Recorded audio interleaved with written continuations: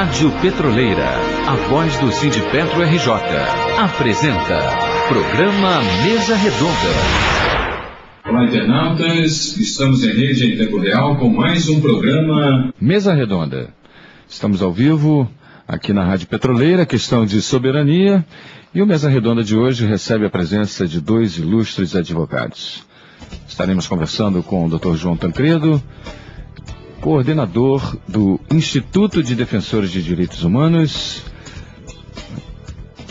estudioso da responsabilidade civil e também defensor dos direitos humanos. Assim como também o nosso querido Modesto da Silveira, advogado, ilustre advogado, defendeu nos tempos da ditadura boa parte, ou por que não dizer grande parte, dos presos políticos na época. E vamos falar sobre os direitos humanos, e também sobre a questão da violência dos dias de hoje. E eu começo dando as boas-vindas ao João Tancredo, que é coordenador do Instituto dos Defensores de Direitos Humanos. Seja bem-vindo, doutor Tancredo. Boa noite a todos. É um prazer enorme estar aqui numa rádio que representa uma força sindical importante. E muitíssimo boa noite a todos da mesa. Gostaria também de receber a palavra do Modesto da Silveira, nosso querido companheiro e parceiro nessa mesa redonda. Por favor, Modesto. Boa noite, Candal e João Tancredo, Rádio Petroleira, que tem sido um baluarte nessa luta pelos direitos humanos muito mais valorosa do que o Tancredo e eu.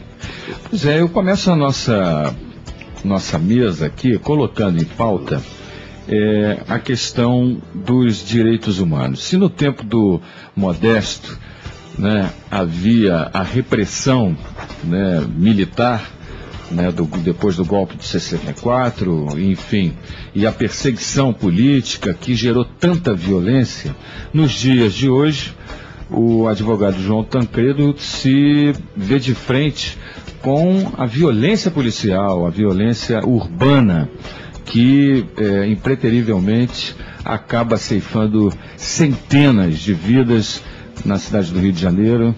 E é triste, um tema bastante triste, porque a gente começa a perceber que os valores humanos estão cada vez se degradando mais.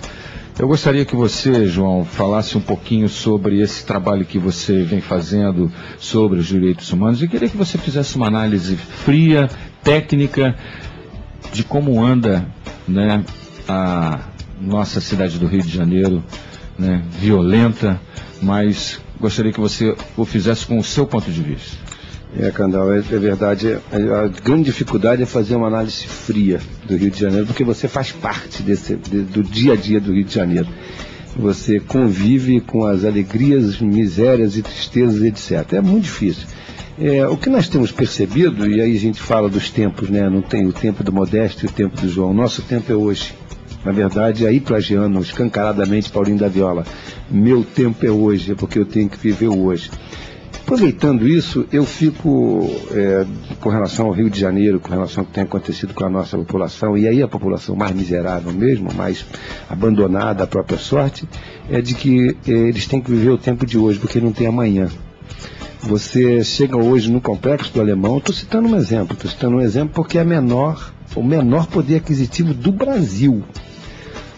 Um número enorme, um número significativo de moradores daquela comunidade recebe R$28 por mês, ou menos de R$1 por dia. Isso é abaixo da linha de miséria. Não tem amanhã. Hoje eu vou dormir, não sei o que vai acontecer, porque amanhã não importa. Amanhã ele não sabe o que vai acontecer. Então é um quadro muito pessimista. E aí a gente encontra... Não dá para ser frio com uma situação dessa. Não dá para ser frio, não dá para... Você sai desses lugares realmente emocionalmente abatido, é muito difícil. As comunidades que a gente vai, os garotos com diversas idades, sem nenhuma opção a não ser o fascínio do tráfico. Não tem outra opção, aquele é o caminho que ele é obrigado ele é empurrado para aquele caminho, porque ele não tem outra, não tem nem o campo de futebol para frequentar. Nós temos hoje um quadro E ainda dizem que a política do extermínio compensa e que vai melhorar esse país, quando não vai. Porque nós aqui no Rio de Janeiro, um exemplo bem concreto assim, de números, em relação ao ano de 2006, em 2007 nós matamos 1.260 pessoas em confronto, chamado confronto com a polícia. Autos de resistência que a polícia dá 6 tiros nas costas de alguém e diz que foi um auto de resistência. Que absolutamente não tem resistência alguma aí. 1.260 pessoas. Esse número aumentou 19% em relação ao ano de 2006. Número de feridos atendidos nos hospitais tipo Getúlio Vargas, que atende a massa mesmo essa população, 46% um aumento de pessoas feridas a bala, a arma de fogo. Então você também está aumentando. Então, e o número, Tancredo? Quanto ao número dos que foram atendidos? Eles têm estatística? Eles têm estatística. O número em si aumentou mais de 800 pessoas, de pessoas feridas nesse caso, e daquela população. E qual é o dado grave aí? 2 delegacias não são as delegacias chamadas delegacias legais. Pode ser o contrário de legal é ilegal, mas nesse caso não é informatizada, é rigorosamente só isso. Então você não tem dado de 2 delegacias importantes. 29ª delegacia da Pavuna, que aí você tem Pavuna, Jardim América, uma região enorme, né, cara? E uma outra que é a 27ª, que pega Vicente Carvalho e parte do Complexo do Alemão. Nós não temos dados aí. Este ano, então, foi o ano do número de maior assassinato de pessoas pela polícia na história do Brasil. Olha que dado ruim. E agora uma pergunta para nossa reflexão. Em que o crime recuou? Me deu um percentual. Diminuiu o número de assaltos, diminuiu o número de traficantes, os narcotraficantes internacionais foram presos, etc, etc. Essa política do extermínio, isso é que é importante a gente destacar, é a política mais equivocada que pode se ter. Você está matando gente e não está resolvendo. Participa também dessa entrevista a jornalista Fátima Lacerda, da Agência Petroleira de Notícias. E eu gostaria, João, de fazer, voltar ao início do programa, quando eu fiz um viés entre a questão da realidade que o Modesto encarou quando atuava defendendo os presos políticos e a realidade que você está encarando agora. É porque, de uma certa forma, eu considero o que acontece hoje tanto tortura quanto foi na época do Modesto. Então a ligação é essa, da questão de que já eu vou dar a palavra para a Fátima, só para concluir, eu queria fazer uma ligação disso tudo que você acabou de falar com um dado que o que foi apresentado pelo governo federal, a proposta de já, a partir de março, as obras do PAC no Complexo do Alemão. A gente percebe, como você acabou de falar, é o mais baixo índice de desenvolvimento. E a pergunta que eu queria deixar na mesa é o seguinte: será que esse PAC vai ajudar a melhorar de alguma forma essa realidade? Ou, como você acabou de dizer, não vai mudar muita coisa? Quer dizer, vai ser mais um fato novo, mas não vai mudar a estatística para acabar com a violência. A violência é uma coisa, enfim. Como é que você vê isso? E já eu passo a bola aqui para... É evidente que a melhoria que o PAC pode trazer, a gente não pode fechar os olhos e ver que isso é possível. Claro, se você melhora as condições de vida, mas não é melhorar a condição da casa somente, não. Porque aí eu fico com a população que está preocupada com a sua parte interna da sua casa e não está preocupada com o que aparece para os outros, né? A regra do capitalismo é que você tem que viver ostentando, viver mostrando. Eu prefiro essa opção de que a gente cuida internamente da nossa casa, que ela seja boa para viver, e do lado de fora a gente cuida como puder. Então o PAC não pode ser a fantasia do enfeite. Nós tivemos uma reunião com o ministro Tasso Genro, um homem de bem, isso é inegável, isso não dá nem para tratar, em razão do evento que aconteceu lá em Vigário Geral, do atentado que sofremos.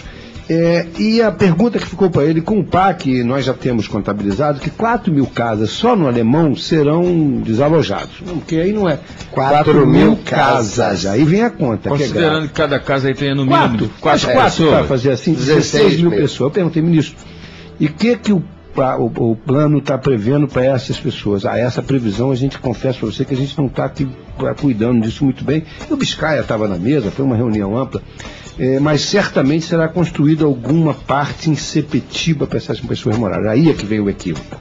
são trabalhadores quando tem trabalho, e aí na zona sul do Rio, no centro do Rio de Janeiro, claro, né? Quer dizer, aí você vai mandar para Sepetiba, esses perdem o emprego, porque o patrão não vai querer dar vale de transporte mais caro. Essas pessoas não têm o direito natural de continuarem vivendo aonde que decidiram. Com essa política aí, não. Essa política está acima dos direitos, né? De escolha. De escolha. Aí eu volto exatamente do que você falou do Modesto. Aquela polícia, tortura, né? Aquela polícia que torturou, eu não sei, a polícia aprendeu rigorosamente as práticas, e o que era crime contra pelo crime da ideia, contra dos presos políticos, hoje é crime contra o cidadão comum. Hoje, numa delegacia, se você chegar na delegacia agora, mas qualquer uma, estou aqui dizendo qualquer uma, você vai encontrar alguém sendo espancado, torturado ou em condições subhumanas. Essa é a prática que a ditadura nos deixou. E a polícia implementou da maneira mais covarde, mais absurda. É daquela pessoa miserável que não tem acesso ao advogado, não tem acesso a coisa alguma. Isso é de uma perversidade extrema. Você acha, Tancredo... Claro, por favor. É uma pergunta, porque eu acho que a gente podia até voltar um pouco, até mais na história, fazendo uma regressão aqui. Na Guerra do Paraguai, morreram milhares de negros, foram mandados para a guerra de propósito para morrer, muitas vezes descalço, sem condição nenhuma. Na Argentina exterminaram completamente os negros. E o que eu me pergunto é se essa política, né, essa política repressiva, não é uma política não declarada, mas uma política de fato que já não vem até de épocas anteriores à ditadura, de extermínio de negros e pobres. Rigorosamente, você acertou, né? Olha, isso que você está dizendo, Fátima, nós já examinamos algumas situações que indicam que o sonho do mundo branco seria exterminar até a África. Você percebe em algumas políticas internacionais que isso faz sentido, não é? Então você vê, por exemplo, existem alguns doadores humanistas que quiseram submeter a sua doação diretamente, digamos, à AIDS na África. Pois bem, não foi aceito, porque ninguém pode doar com destino certo. Só quem recebe é que tem a sua política de doação, e que não é para isso, é para outra finalidade. Aparentemente, certa parte do mundo quer se ver livre de outra parte. Eles se esquecem de que seus ascendentes de 10 ou 20 mil ou 30 mil anos atrás eram todos negros. Os brancos são apenas negros descorados. Para quem estuda um pouquinho de antropologia e vê a evolução do homem no mundo, tem que reconhecer que eles estão tentando matar os seus icosavós lá do fundo da história, né? E isso que o João Tancredo dizia, eu acho muito importante também. A polícia atual vem ainda de uma formação de época de ditadura, em que ela se institucionalizou. Eles aprenderam e estão cumprindo o seu papel, e estão, muitos deles, ainda enquistados no poder, e estão com o veso, né? Com o veso da violência e da impunidade. Então, isso que você constata hoje, e que felizmente eu não constato mais, porque não é minha área e eu não estou nem advogando nesse momento, mas de qualquer maneira acompanho, não só pelo que você diz, como pelo que a gente vê e sofre e lê por aí. Então a leitura é que violência impreterivelmente é uma questão de Casa Grande e Senzala? Olha, não sei, eu tenho a impressão de que é uma questão quase de Pandora. Acho que agora... É a caixa de Pandora. Parece que escaparam mais os males do que os bens. Eu acho, Modesto, que nós ficamos... só que na Senzala hoje você não tem mais só os negros, aí são os pobres. Como os pobres são em maioria negros ou pardos, ou quase todos pardos, o Haiti é aqui. Então, o que acontece? É a criminalização da pobreza. Carlos Heitor Coni tem uma concepção da globalização que é coisa de gênio, como poderia só vir dele mesmo. E é o que nós estamos vendo hoje, é a globalização. O que ele diz? Globalização é um barco com 10 pessoas dentro, com comida para 2. Então os 2 mais fortes vão escapar. Os outros lá que não têm vão ser eliminados. E eu não tenho a menor dúvida que hoje existe, e de forma orquestrada, pensada, não é assim que você tem que eliminar uma parte da população. Você me permitiria discordar do Coni? Foi o Coni. É do Coni. Eu discordaria dizendo o seguinte: o barco tem 10 viajantes e tem comida para os 10. Só que 2 querem comê-la toda. Excelente leitura. Excelente leitura. O alimento disponível do mundo dá para todo mundo, é mal distribuído. Perfeitamente. Só o que está acontecendo? Enquanto você tem um Bill Gates ou um Carlos Slim detendo 60, 70 bilhões de dólares, né, com uma receita de milhões de dólares por mês ou por dia, né? Há esse caso do alemão que você está acabando de nos surpreender, que a média é de R$28 por mês. Pois bem, agora menos de um por dia, né? Você veja, você pega essa estatística que mostra essa desigualdade brutal. Você tem países em que a média, a média per capita de renda gira em torno de 60 mil dólares. E você tem o mordo alemão comparado com Serra Leoa, comparado com, com Libéria, que é de poucos centavos por dia. Eles recebem, a média, não estou dizendo os ricos é milhões por mês ou por dia, mas o homem comum recebe pelo menos 100 a 200 dólares por dia. Isso é tortura também. Renda per capita encobre essa realidade. É a tortura moderna. Enquanto que o morro alemão, ou Serra Leoa, ou Libéria, que é uma colônia americana, até em tudo, né? Até no nome, na bandeira, em tudo, eles recebem uns poucos centavos por dia. É evidente que essa é uma política de genocídio. Genocídio, essa é a expressão mais adequada mesmo. É verdade. Candal, desculpe, está tão afoita hoje.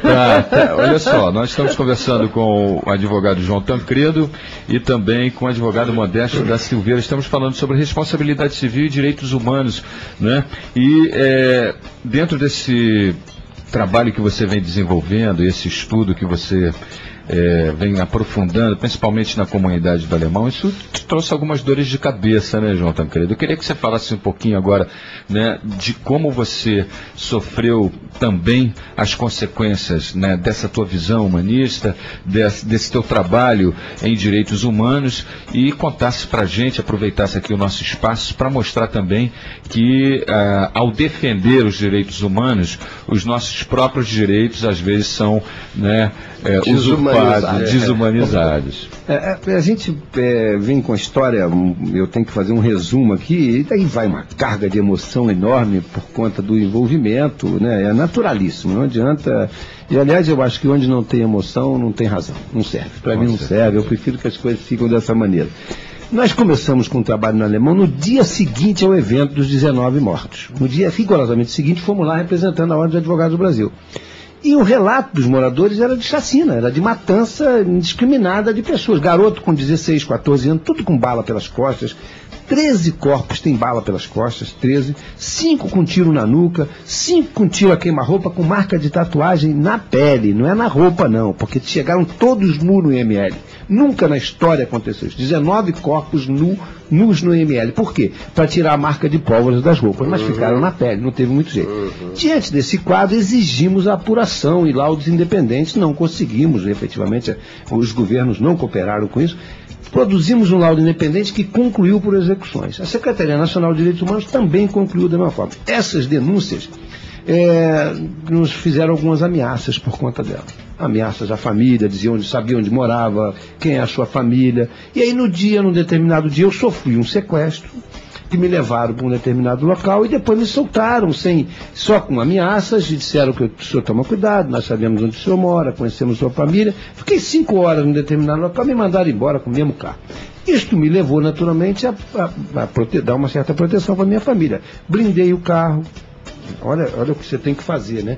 Não é por conta da comunidade que eu blindei o carro por conta das ameaças. Olha de ameaças, e aí culminou que no último tempo agora recente, isso foi no dia 19 de janeiro, nós fomos à comunidade Vigário Geral em razão de denúncias da comunidade contra um grupo de policiais. E lá ouvimos os relatos mais dolorosos que a gente achava que não poderia acontecer mais. um grupo de policiais entraram à tarde, um grupo entrou à tarde na favela, deu alguns tiros e disseram que ia embora um domingo. Só que 4 ficaram em cima de uma laje. Umas 8 da noite, quando os garotos estão por ali circulando mesmo, os amigos estão ali, eles atiraram num que estava com um fuzil pendurado no pescoço em cima de uma moto e mataram os outros 5 que estavam juntos, todos de carteirinha assinada, trabalhador. Botaram fogo na motocicleta e jogaram os corpos dos garotos nesse fogo, de todos. Mataram um pastor que fez uma intervenção na hora lá, e deram um tiro na nuca do pastor, e com o argumento de que a matança justifica-se porque eles recebem prêmios, gratificação por aqueles atos de bravura, etc, etc. A polícia recebe isso é um absurdo enorme.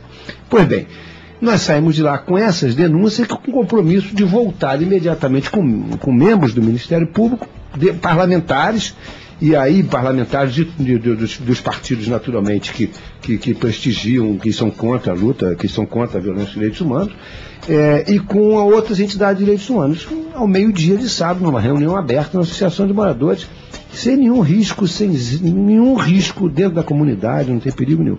Quando saímos de lá, a 3 quilômetros já próximo, uma moto emparelhou com o meu carro e disparou 4 tiros direto no meu vidro, que pegaria certamente na minha cabeça, no tronco, eu estaria certamente morto.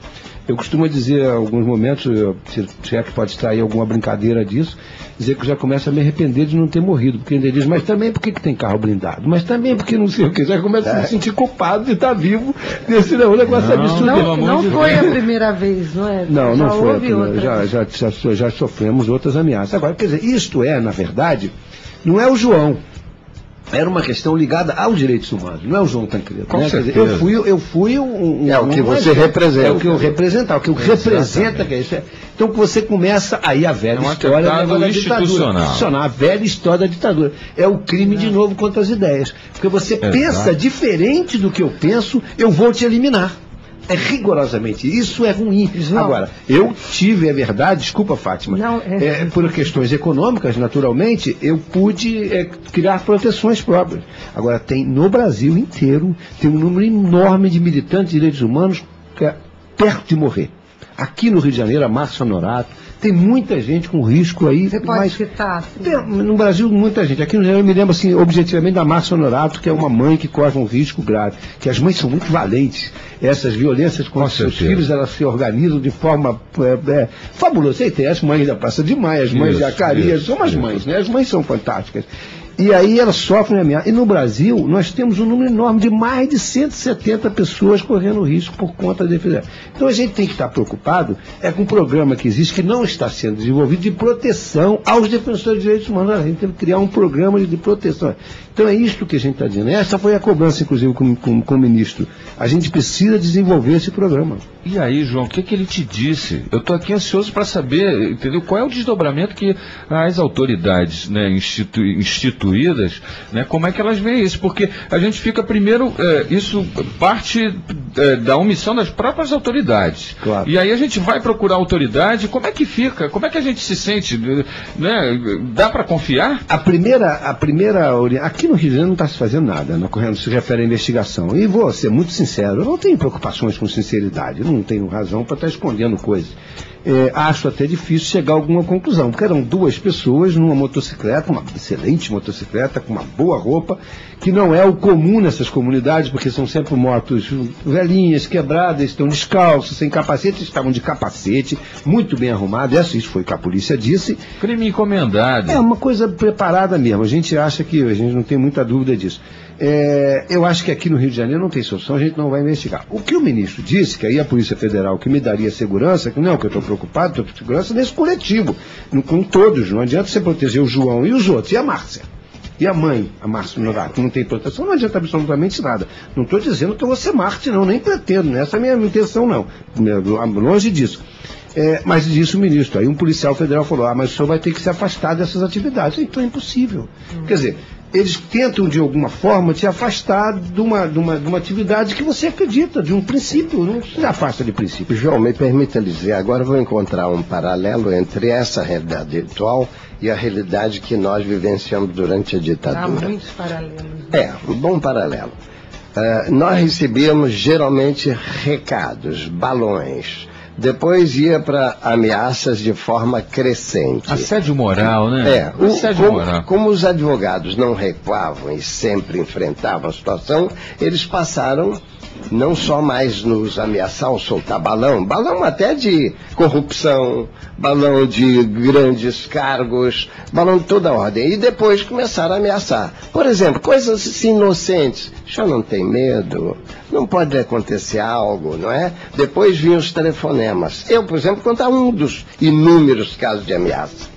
Eu, numa audiência, numa auditoria militar, chega um escrivão angustiado esperando que eu terminasse de falar, e aí ele se dirigiu, me chamou urgente, eu fui ao telefone e era: doutor fulano, olha, o senhor corra porque a sua filhinha, e dava o nome, a idade, tudo, até a cor da menina, corra que ela está morrendo de um atropelamento quase em frente, entre a escola tal, que era a escola dela, e a sua casa. Pois bem, aí eu, por sorte, tive a lucidez de chamar para casa, e a minha filha estava brincando com as irmãzinhas lá, sem problema nenhum. Pois bem, e foi nesse crescendo, telefones, escrito, e depois redundou nos sequestros dos advogados. Todos nós fomos, todos não, mas uma boa parte, desde o Sobral Pinto, Heleno Fragoso, Evaristo, eu... Foi obrigado a dar uma voltinha, né? Não é voltinha, não. Ficar lá, dormir,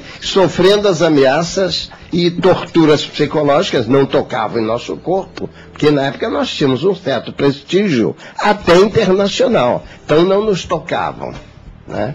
De qualquer maneira, e se a gente facilitasse, poderia ter desaparecido, como muitos desapareceram em outras áreas de luta política pelos direitos humanos, como, por exemplo, e sobretudo, a área de reforma agrária, por exemplo, são centenas de advogados que foram assassinados, como a irmã Dorothy, lá no norte, agora há pouco, né?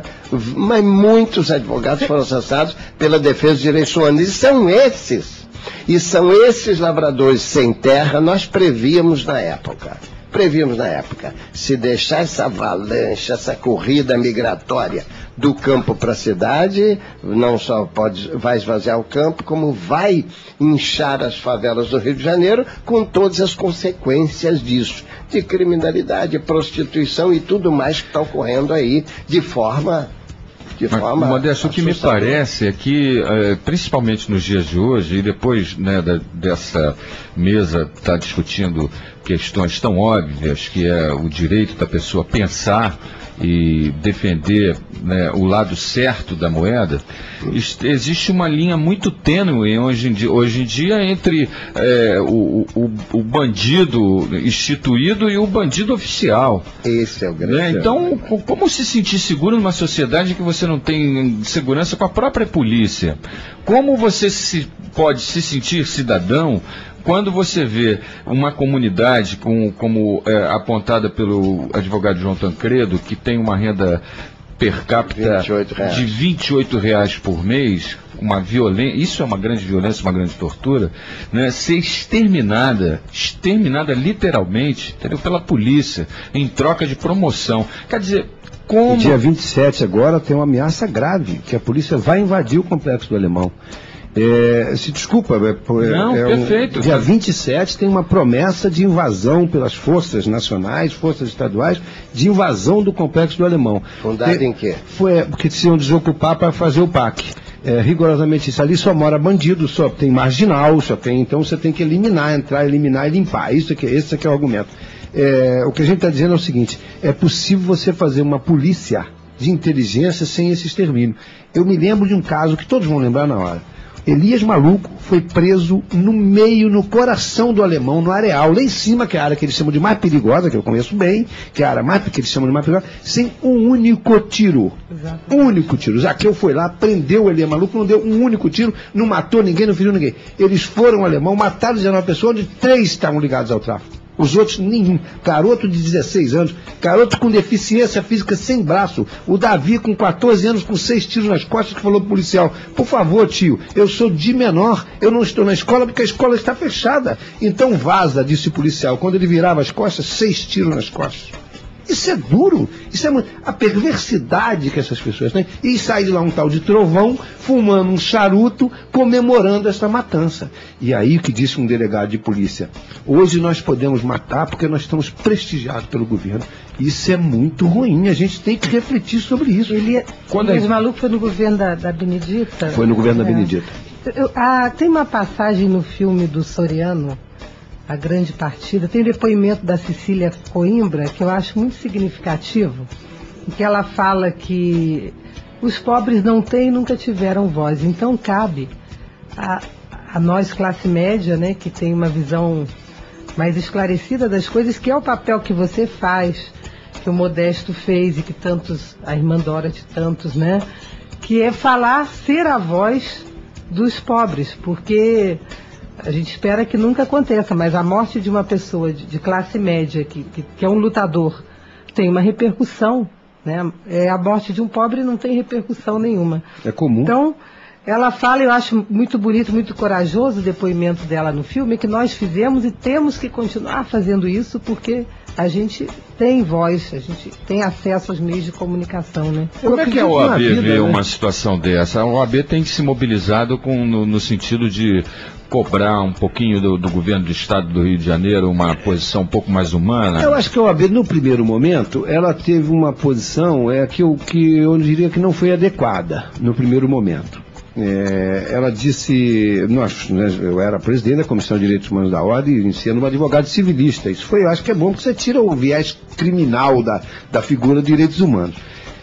Nós fomos exonerados em razão das denúncias. A Ordem entendeu, a direção da Ordem entendeu no Rio de Janeiro, que não se poderia formular denúncias sem se comprovar, primeiramente, os fatos. E não adianta, direitos humanos você recebe a denúncia e encaminha, não engaveta. Senão não adianta, você tem que ser imediato, tem que ser rápido mesmo, porque senão o crime é pior, não adianta nada. Neste primeiro momento, é uma crítica que eu estou reproduzindo, que eu faço, que eu sou conselheiro da Ordem, eu sou conselheiro da Ordem do Brasil. Sou presidente nato da Comissão de Direitos Humanos, isso ninguém consegue tirar. Hoje a Ordem retomou seu caminho natural, da velha Ordem, não da Ordem de 16 anos que ficou aí. Perfeito, eu acho que ela deu um grande avanço mudando, No aquele caso da Coreia, do Morro da Coreia, que é aquele policial caçando aquelas pessoas, caçando aquilo ali, a caça, isso é caça. E ele dizia, abati, é isso que é o som que vinha, abati um. Então ele se referia àquela pessoa como abati. Então é caça. Ele não podia perder aqueles tiros, porque ele seria desmoralizado na sua corporação. Olha que coisa. A Ordem teve um papel importante. Denunciou, e o doutor Uadi da Musa disse claramente aqui, estou dizendo, eu tenho divergências políticas, que são importantes divergências políticas. Com certeza. Você tem que reconhecer quando a forma é adequada, quando não, se você diverge, critica.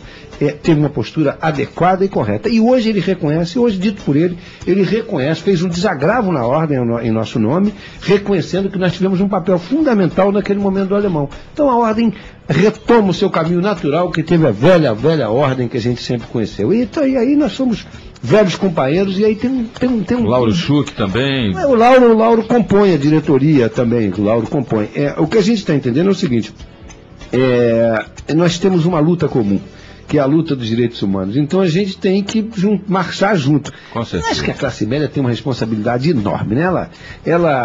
As coisas não estão bem, ela contrata um segurança, ela compra um plano de saúde, ela se tranca no condomínio, isso é muito confortável. Mas não vai dar resultado isso não. Você tem que melhorar o SUS. É um autoexílio, né? A classe média ela está entrando num processo de autoexílio. Você me permite lembrar que nós voltamos... Pela omissão, né? A um processo medieval. A classe rica, a classe média, a nossa classe, por exemplo, nós estamos cercados de várias muralhas concêntricas. Você tem um portão com um interfone, depois você tem o porteiro que abrirá ou não, depois do porteiro ainda tem outro interfone, depois dele é que você eventualmente chega à porta, a porta é outra muralha e finalmente, né, você chega lá. Na Idade Média não havia tanta muralha assim. Hoje a classe média está... E a classe rica é o miolo da fortaleza. Esse aí tem tantas outras muralhas até você chegar lá. O quadro é esse. E o que é que está ocorrendo e qual seria a solução para tudo isso, né? Você vê alguma, nós vemos alguma, acho que a Cecília deu uma saída razoável, né? Quem tem voz, ainda que baixa, tem que continuar tentando elevá-la para que essas coisas não continuem. Você falou da velha ordem, eu diria, a velhíssima ordem, sim, claro, aquela que foi criada em 1932 na ditadura getuliana, foi a pior de todas, né? E veio até 68, quando nós conseguimos abrir um espaço de ordem defendendo advogados. Perfeito. Né? Foi aí. Hoje a ordem, que é uma instituição importante para todos nós, sobretudo em casos como o seu, claro, e esses que estão ocorrendo aí, ela pode ter suas divergências, e até bom que tenha, né? Viva a diferença, democracia honesta, e através dessa diferença e divergência honesta, a gente vai fazer com que ela tome o seu caminho correto. E cresça, e ela, em geral, tem feito alguma coisa. Tem feito, hoje é inegável isso. Agora, o que eu queria colocar? Eu queria colocar que essa discussão toda tem me martelando, está martelando aqui na minha cabeça. Eu estou ouvindo o doutor João Tancredo falar, estou ouvindo o doutor Modesto da Silveira falar, a gente está falando sobre a questão dos direitos humanos, da pobreza, isso, não sei, mas tem alguma coisa na minha cabeça martelando, dizendo assim, neoliberalismo, neoliberalismo, neoliberalismo, neoliberalismo. Eu não sei se eu estou ficando paranoico, viu, doutor João Tancredo, mas a verdade é que eu não posso deixar de fazer essa ligação, porque no momento em que o mundo, como o senhor bem colocou no início da nossa entrevista, através da globalização, e aí eu me lembro de novo ali do navio do Heitor Coni, não dá para fazer uma ligação, né, de fazer uma análise dessa questão da violência, dos direitos humanos, sem vincular com essa política neoliberal. Não dá. Eu não vou nem falar, porque se eu falar, eu vou repetir o que o Modesto fala. Eu gostaria até de ouvi-lo, porque tudo que eu falo no tema neoliberalismo, eu repito exatamente o Modesto. Então é melhor a gente ouvir a fonte, né? Fica muito mais razoável, né? De forma nenhuma. Vamos lá, vamos discutir aqui. Neo, claro, a palavra grega que significa novo. Nova forma de liberalismo. O liberalismo típico, como a gente o conheceu, tem 200 a 300 anos, né? Um dos clássicos disso foi o Adam Smith, né? Que era um liberalismo econômico, um liberalismo pelo qual o Estado fosse tão mínimo que desaparecesse, né? Para que aí aparecesse o quê? O domínio do capital. A nomenclatura atraente, inclusive, né? Atrai, é uma coisa... É bonito ouvir falar, né? Sonoro. Esse neoliberalismo, eu diria, é uma das coisas mais antigas da humanidade. Isto é, o poder do dinheiro, ou seja, o poder da força, desapareceu o direito, né? O direito propriamente dito, para aparecer o direito só da força. Isso é o que é o sonho de todo poderoso. Se você pegar qualquer multimilionário, ele está aí. Quando aparece na televisão, alguém vai falar sobre um tema, eu já sei o que ele vai falar, dependendo de quem fala. Quando é um representante do capitalismo, eu já sei direitinho. Ele é contra o Estado, a carga tributária é muito alta, enfim, tem que diminuir o Estado e a carga tributária até desaparecer, porque aí nós decidiremos o que a sociedade tem que decidir. São quase anarquistas, né? É isso mesmo. Aliás, é uma coisa interessante. Eles coincidem com o anarquismo. Para que governo? Para que poder? Nós estamos aí. Se há governo, eu sou contra. Nós estamos aí. É um anarquismo ao contrário, não filosófico. É um anarquismo brutal, né?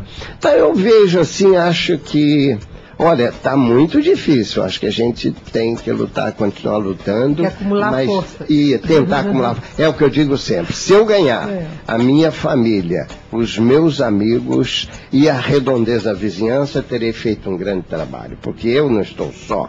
Eu sei que tem um João Alfredo, tem uma Fátima, né?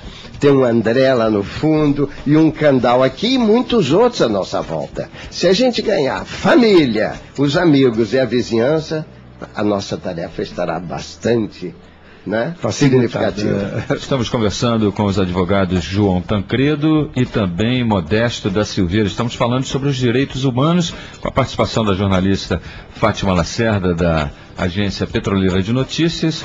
E agora eu vou voltar um pouquinho aqui para o João Tancredo. para a gente falar um pouquinho, voltar a falar um pouquinho da nossa polícia violenta. Recentemente eu pude ouvir uma entrevista do secretário estadual de Segurança, o Mariano Beltrame, e ele disse que as mortes que vêm ocorrendo no confronto com a violência são naturais, porque o policial ele tem que garantir a integridade física através do uso da violência, porque ele está combatendo a violência, ele tem que ter aquela postura, porque senão quem morre é ele.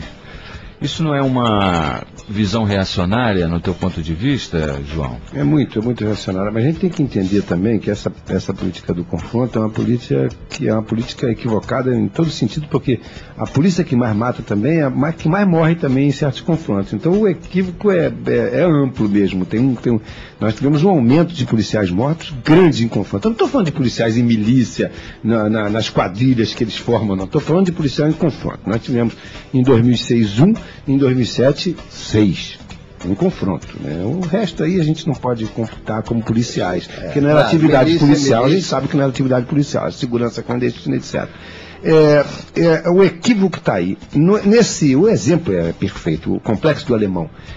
Toda a munição que sai do quartel, ela é anotada e numerada e entrega a cada policial, que depois presta contas disso. Não entregaram a um único policial a munição que não fosse letal. Era só munição para matar. Então ninguém vai para esse local para ferir, para imobilizar, não. Eles vão para o local rigorosamente para matar as pessoas. Não tem outra finalidade. A polícia pode fazer sem matar. Isso não é, mas isso é simples, não é complicado, é muito simples. Basta querer, basta fazer a política de inteligência. Tem um rapaz que é um líder comunitário, que é o do Morro do Alemão, que ele tem uma frase perfeita, que ele diz, que o Zé Maria Beltrame fala que aquilo foi uma investigação inteligente. Ele fala, imagine uma burra. E é rigorosamente isso. E o do dia 27 vai ser inteiramente imbecil.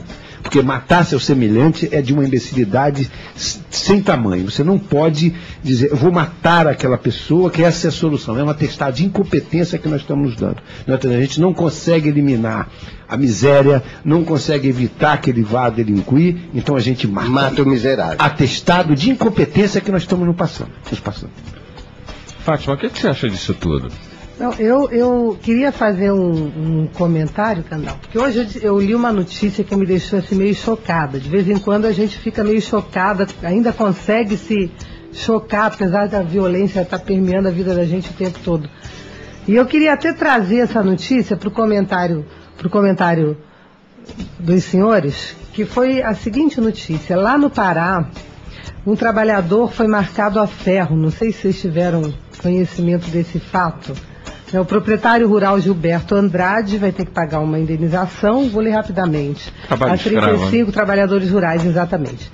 Enfim, ele mantém os seus trabalhadores numa fazenda do Pará, em regime de trabalho escravo, e um deles, eles ficam aprisionados junto com animais, enfim. E um deles conseguiu escapar, fugir, mas antes de conseguir escapar, o encarregado segurou e marcou ele a ferro, como se fosse um animal, né? E chamou dois pistoleiros. Marcando a sua propriedade mesmo. Colocavam no meu corpo, é o depoimento do rapaz, o ferro quente usado para marcar gado. Contou a vítima do relatório elaborado pelos fiscais. Depois disso ele conseguiu escapar, era o que se chamaria de um escravo fujão, né? E acabou fazendo a denúncia junto ao Ministério do Trabalho. Aproveitando esse comentário... Com direito a feitor e tudo, né? Com direito a tudo. O senhor tem dados também sobre comparativos sobre essa violência, que isso aqui é em área rural, né? No campo e na cidade, em termos também de número de mortes? De trabalhadores rurais mesmo envolvidos na questão dos movimentos sem terra, etc., o número é muito elevado. É muito maior do que os números urbanos. Porque aí não são pessoas ligadas aos movimentos políticos. Nos centros urbanos, a matança é daquele que você não pensa que vive na favela. Né? É o marginalizado mesmo, a margem dessa sociedade aí, né? O dos trabalhadores, o número é enorme, é muito superior do que a gente tem. Nós temos números elevadíssimos. Nós tivemos recentemente, mesmo no Pará, o Fontedes, que era um advogado, trabalhador, assassinado barbaramente, Paulo, né? Exatamente por causa disso. E tem os anônimos, os trabalhadores anônimos que estão na luta política por conta de um país mais justo e etc. Tem gente que nem entra para estatística. Não entra para o noticiário. Não é notícia. A dor da gente não sai no jornal, não interessa. Isso não é notícia, isso não vem de notícia. Dizer que matou um trabalhador sem terra não é notícia para essas pessoas. Seria um ato comum. Nós temos aqui muito perto da gente, aqui na Praça Tira, na Assembleia Legislativa, um líder de escravos importante, né? Nós temos aqui muito pertinho aqui, que eu prefiro não ficar fazendo acusações levianas, mas que ele fez um acordo com o Ministério Público, que onde ele era um fazendeiro com escravos em sua fazenda. E acabou fazendo um acordo e não foi punido por causa disso aqui no centro do Rio de Janeiro. Fazenda em Mato Grosso, naturalmente. O crime cometido na terra, nas regiões de agricultura, é muito mais grave do que o urbano. Estamos conversando com o João Tancredo, coordenador do Instituto dos Defensores dos Direitos Humanos, e também com Modesto da Silveira, ambos advogados. Estamos falando sobre direitos humanos. Eu fiquei muito impressionado com o que você falou, João, que no dia 29, com essa... 27. Dia 27, né? Está se aproximando, então, aí uma grande chacina. Essa é a promessa que vem aí. O que você pode fazer? A pergunta é essa mesmo. Existe algum mecanismo legal de que possa impedir uma chacina anunciada como essa? Nós temos até mecanismos, e serão usados legalmente ações judiciais com essa tentativa. Agora, a gente não pode se enganar com uma coisa. O Poder Judiciário é constituído pela classe dominante. Não é por operário que mora na comunidade. Os poderes da República. Os poderes. O Modesto realmente, as intervenções dele, você vê que eu decoro rapidamente, porque você é meu mestre. Então, mas isso não é no Brasil, não. O mundo capitalista é assim. A classe média, desde que não incomode e seja minoritária, pode compor, para até convalidar, né? Para conestar o poder. Claro. Mas todos os poderes, todos eles, você pega o retrato do legislativo, o retrato do judiciário, o retrato dos executivos, é isto. A não ser, é claro, às vezes não está lá o grande capitalista, mas está o seu bom representante, o que é mais cômodo para ele. Claro. Com a preciosa ajuda da televisão, né? Essa novela agora que está passando é um espanto, porque eles fazem propaganda de milícia. É o mocinho da novela? Propaganda, ele tirou umas armas poderosíssimas aí do confronto com outra turma de bandidos. O autor diz que ele retrata a realidade. Não, eles fazem propaganda, porque o discurso, por exemplo, eles fazem propaganda contra os movimentos sociais. Aconteceu uma invasão a uma universidade particular, que é a grande universidade da novela, em que o movimento dos sem casa tacou fogo na universidade, tacou fogo nos livros. O negro que é dirigente do DCE é um bandido, é um safado, é tratado como safado, tem um moleque, discurso, é um mentiroso, falta aula, o discurso dele é atrasado. Enfim, a mídia é uma grande parceira aí desses poderes. Quem é dono da mídia? Agora e nós, para resistir contra... Quem é dono da mídia? Pois é, são eles, são os mesmos. No dia 27, a gente está pensando, fazendo medidas judiciais adequadas para tentar impedir isso, mas nós vamos tentar estar o máximo presente como entidade de direitos humanos, tentando impedir isso. Agora nós temos um grande inimigo, que é o dinheiro que está sendo prometido, e algumas associações de moradores estão se omitindo em decorrência disso. Isso é gravíssimo. Mas aí é o dinheiro que está sendo oferecido para quê? Para as obras do PAC, salários de 600 a 900 salários, reais. etc. Cooptação, né? Rigorosamente isso. Hoje eu li nos jornais que algumas pessoas ligadas ao tráfico estão entrando e aí vão ser proibidos. É um absurdo. Tem que estimular. exatamente o contrário. Você tem que estimular quem está ligado ao tráfico, trabalhar exatamente nas obras, porque você vai auxiliá-lo até a sair. Aí não, você diz não pode, é proibido, não pode de quem trabalha no tráfico. Isso é de um absurdo tal que eu fico olhando. Olha, até porque, João, não permite a recuperação. O governador Sérgio Cabral, ele se inspirou muito em Medellín para fazer essa transformação que ele quer fazer ali no Complexo do Alemão. E em Medellín, só que com uma diferença, em Medellín, o governo instituiu um trabalho fantástico de acompanhamento psicológico. E o acordo que ele fez com a guerrilha lá foi simplesmente o seguinte, olha só, você troca a tua arma aqui por um emprego. Agora, não é só a troca pela troca. Você vai ter um acompanhamento psicológico, você vai ter uma transformação, vai se reeducar para poder se inserir de novo na sociedade. E não saiu mais de lá o poder público. Não adianta fazer uma transformação dessa, né, só por 4 anos.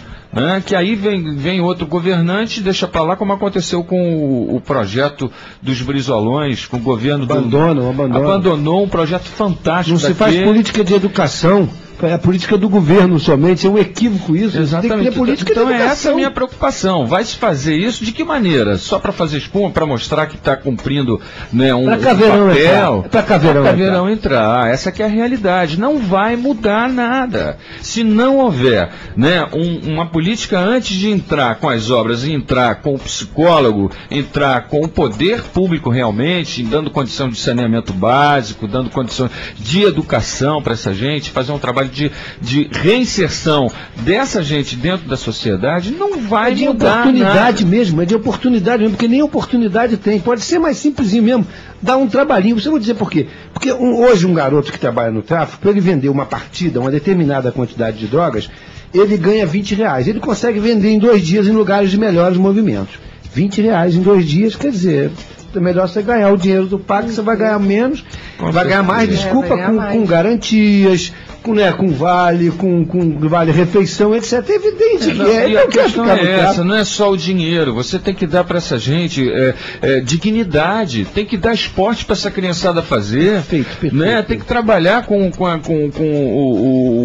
brio dessas pessoas, com amor próprio, né? Enfim, eu acho que não dá para ficar fazendo cortina de fumaça, João, o Modesto, e dizer que vai se mudar da noite para o dia uma comunidade que é maior do que muitas cidades aí no mundo. 180 mil pessoas. 180 mil é maior do que muitas cidades aí de médio porte. O alemão. Rocinha é idem. Rocinha tem mais. Então aí acho que 200, perto de 200 vai fazer mil. Teleférico, está muito bonitinho, né, para as pessoas dar uma qualidade de vida melhor, para a pessoa poder sair de casa, mas não adianta se você não der real qualidade de vida, real dignidade para essas pessoas, se não fazer inserção social. Se não houver inserção social, vai ser espuma, vai ser cortina de fumaça, vai ser para inglês ver. Muita gente vai ganhar dinheiro e mais nada.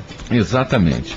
Bom, nós estamos chegando ao final do nosso programa, dessa mesa redonda, em que brilhantemente estivemos conversando com João Tancredo e Modesto da Silveira, ambos juristas, advogados, e eu começo abrindo espaço para o Modesto, né, fazer suas considerações finais aí dentro desse caldeirão. Eu diria o seguinte, Candalva, Tancredo, é claro que essa é uma preocupação de todos nós. E o que me preocupa é o seguinte, o que fazer, né?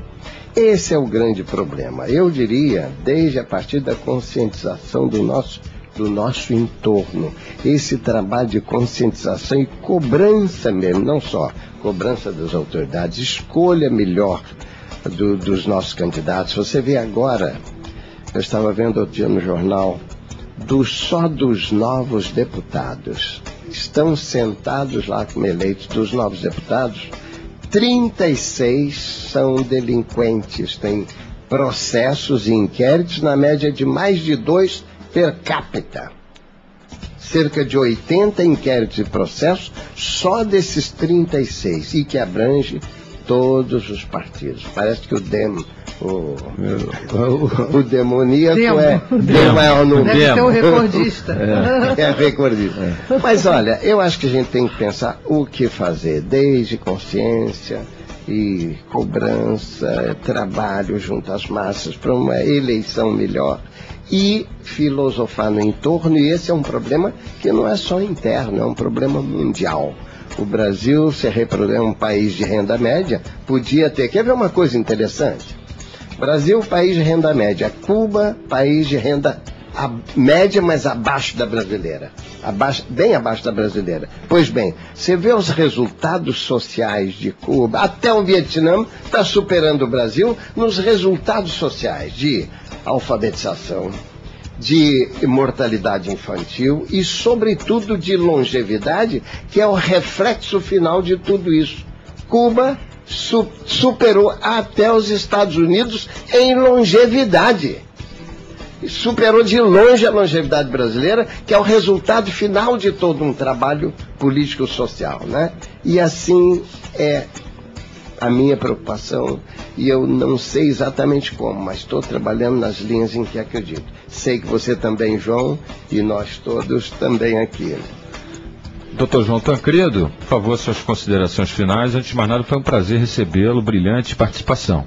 Prazer enorme. Eu vou dizer o seguinte para vocês, eu sou um otimista. Se você não acreditar, embora as pernas saiam bambas em alguns momentos, que você vê a tristeza profunda que esse povo está marcado, com chagas que você não vai consertar nunca mais, mas eu acredito na vida, eu ainda acredito que a gente tem alguma chance. Não eu, mas que a gente construa outras gerações. Se a gente começar a investir hoje a gente, em 3 gerações, a gente consegue recuperar. É grave, é tão grave. Eu acredito nisso. Eu não quero ficar, para encerrar mesmo e dizer da minha felicidade de estar aqui com todo mundo. Não, mas fica à vontade. Isso é sempre muito bom mesmo. E eu acho que é isso mesmo, é debatendo, é conversando que a gente vai construir. O bom é que a gente pudesse fazer em Copacabana um show com aquela moça que eu não me lembro o nome, Claudinha, e fizesse também em Sepetiba, fizesse em Ramos e fizesse em todos os lugares, já que reclamam que Copacabana fica tão tumultuado. Então vamos tumultuar os outros lugares, vamos dar alegrias em outros lugares. Eu acho que isso aqui também, a gente não quer só comida, a gente quer diversão, prazer e vamos embora. Circenses também. E eu vou terminar com uma ideia que eu não quero que esse mundo fique assim, que esse país fique assim. Porque a polícia está muito ruim, o governo está muito ruim, os governantes estão muito ruins, os deputados estão muito ruins, os advogados estão muito ruins, os jornalistas, está tudo muito ruim. E aí eu fico com aquela frase que é do Leandro, mas que não é o Conde. Mas dá para melhorar, né, João? Mas tem que melhorar, isso é que eu quero acreditar. Mas as coisas estão muito difíceis mesmo, né? Porque tem gente trocando a sua dignidade por 5, 10 reais. Hoje você compra numa delegacia de polícia uma ocorrência policial quando é um direito seu, aí é para a camada menos assim, desfavorecida da população, aquela que precisa mesmo pegar uma ocorrência policial para receber um seguro ou para enterrar o seu ente querido. Aí é cobrado dessa pessoa 5 João, reais. me permite só uma pequena todo o tempo. Se nós sairmos daqui com uma experiência agora e caminharmos até a Cinelândia, nós vamos receber papeizinhos de banqueiros se oferecendo o seu produto, que é nos tomar dinheiro. Nesse intervalo nós vamos receber inúmeros papeizinhos de moças lindas se oferecendo, suba aqui, preço quase zero, 10 reais e a 10 reais, moças lindas e jovens. É muito difícil. Podemos fazer experiência agora, caminhando daqui até a Cinelândia, para vocês verem. E aí, essa a intervenção do Modeste realmente reforça o que eu estou dizendo, o que eu quero dizer no final. E eu não vou ficar com essa frase do Leandro, que não é o Conder, não. É o Tigrão, que é um cantor de rap fantástico, de funk, que é muito bom, eu acho genial mesmo, acho um poeta. Eu não consigo ver maldade quando o Claudinho diz love, só love, love, só love. Eu não tenho, eu só quero ser feliz, andar tranquilamente na favela onde eu nasci. O que tem de errado, de pecaminoso nisso? Absolutamente nada. E aí diz o Tigrão, tá tudo dominado. Está tudo dominado. Tudo verdadeiramente dominado. A gente precisa recuperar de alguma forma. E é fazendo isso que a gente vai recuperar. Eu acredito nisso. Fátima Lacerda, suas considerações finais, jornalista da Agência Petroleira de Notícias. Eu vou só embarcar um pouquinho na sua canoa de otimismo. Aí vai falar do Tigrão, do Tchutchuca. Não, tá cheio de gente ruim ocupando os espaços de poder, mas nós estamos aqui também, né? E o poder tem 2 faces, ele vai de lá e vem de cá. Nós também temos o nosso poder. E tá cheio de Tancredo, tá cheio de Modesto da Silveira por aí. Fátimas e Candais. Quando a gente procura, encontra, e é sempre um prazer enorme estar trocando e estar convivendo e estar compartilhando momentos de esperança, de luta e de confiança no futuro com esses lutadores do povo. Nós vamos chegando ao final dessa mesa redonda. Nós conversamos com o advogado João Tancredo, coordenador do Instituto dos Defensores dos Direitos Humanos, e também com o advogado Modesto da Silveira, ilustre jurista, companheiro nosso dessa mesa redonda, aqui na Rádio Petroleira. Questão de soberania. Eu sou Nato Candal, esse foi mais um programa Mesa Redonda. Rádio Petroleira, voz do Sindipetro RJ. Música, informação e prestação de serviços com a técnica de André Cunha. Até o próximo programa. Até lá. Rádio Petroleira, a voz do Sindipetro RJ. Apresentou programa Mesa Redonda.